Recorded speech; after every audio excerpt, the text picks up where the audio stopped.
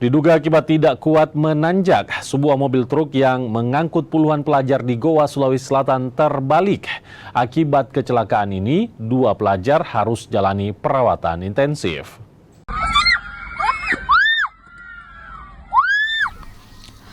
Kecelakaan truk yang mengangkut 32 pelajar SMP ini terjadi di Desa Timbuseng, Kecamatan Patalasang, Kabupaten Goa, Sulawesi Selatan.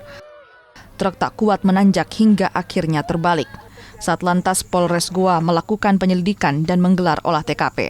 Polisi juga meminta keterangan sejumlah pelajar yang menjadi korban kecelakaan. Sopir truk bernama Awaludin telah dimintai keterangan di unit Gakum Satlantas Polres Goa.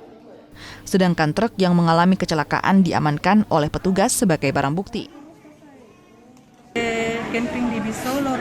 Oh, camping di Bisolor. Sama teman-temannya. Iya. Terus di mana terbalik anunya, Bu? Katanya enggak jauh dari Bisolor, tanjakannya naik. Tanjakan, Bu. Ibu, satu yang kita dapat informasi, Bu, satu truk itu berapa orang yang di dalam? Kurang lebih 30 orang.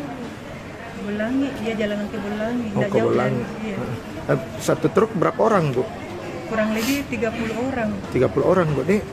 Untuk kondisinya anak tak bagaimana, Bu, sekarang? Alhamdulillah. Baik, ya, Bu. Tidak ada luka apa-apa, Bu. Iya, Jadi hari ini pergi kontrol saja, Bu. Iya. Di rumah Kontrol sakit. saja kembali. Pada saat menanjak, mobil tersebut kehilangan tenaga dan mundur sehingga menabrak tebing di sisi kiri jalan dan terbalik ke kanan.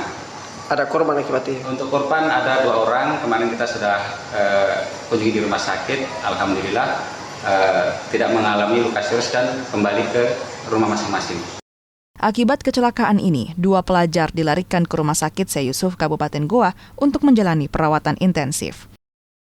Aziz Amin, Kompas TV Goa, Sulawesi Selatan.